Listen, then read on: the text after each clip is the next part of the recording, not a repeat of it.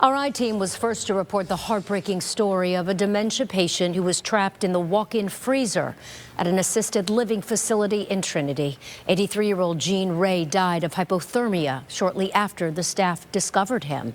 Now, I-Team investigator Adam Walser has obtained a scathing new report by state investigators, which shows a number of ways that facility failed to prevent this tragedy.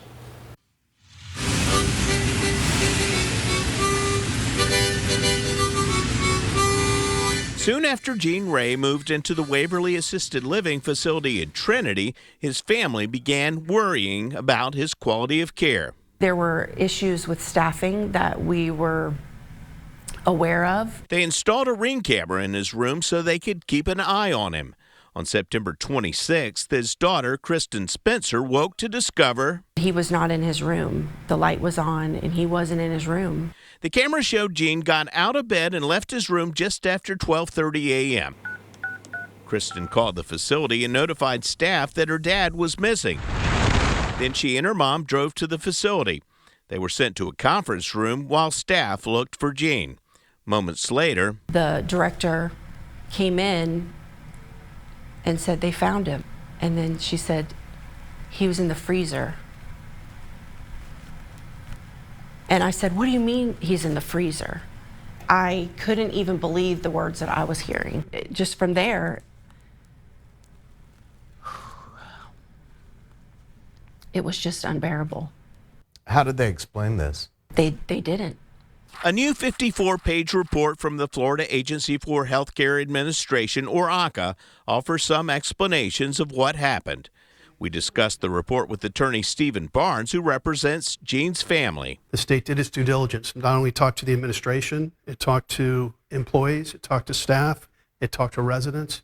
It got the complete picture. The report says only one staff member was scheduled to work that night in the assisted living side, which had 48 patients. The report says an employee told investigators they went to administrators days before the incident complaining, quote, "We are always short-staffed. We don't take breaks, and there are no breaks at night." The report says that on the night Gene died, video shows he wandered around the facility unnoticed for hours, entering and exiting the kitchen area and the kitchen's cooler multiple times. How could this happen? Basic safety measures not in place to secure the kitchen. The report says a cook told investigators, quote, "There was no way to lock the double doors leading to the kitchen, and the key to the fridge was missing, so the door could not be locked." The report said that cook previously complained to the administrator, saying, "I was concerned someone would come in and turn the stove on and start a fire." Kitchen staff told the facility, we can't lock the kitchen doors, we can't lock the freezer. It sounded like it happened more than once that they were asking for this to be taken care of. That simple remedy stops this from ever happening. Gene was last seen on video at 4:30 a.m. The report says he was found inside the freezer at 8:10 a.m. And in those moments, with him locked in there, all by himself, like for hours, I don't even have words.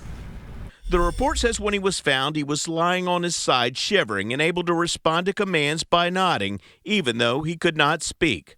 The report says the staff member who found him didn't move him, claiming it was against facility policy, and instead waited 20 to 30 minutes for rescue workers to arrive. The family's devastated to learn that the patriarch of that family was left in a freezer after he was discovered still alive until the emergency personnel got there.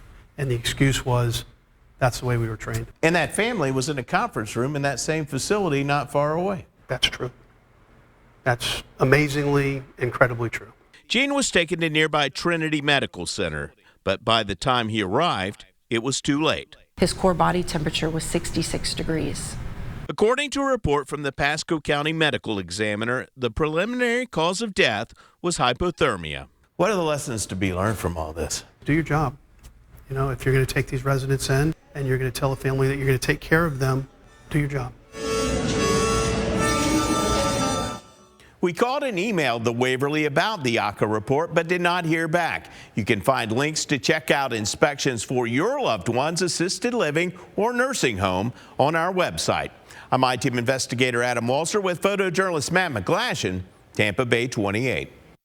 Adam, thank you. Meanwhile, we all want the best care for our family. If you have concerns about a family member who lives in an assisted living facility here in the Bay Area, our I-team wants to hear about it. Just scan that QR code on the bottom of your screen to reach out to investigator Adam Walser. He will work to get you answers.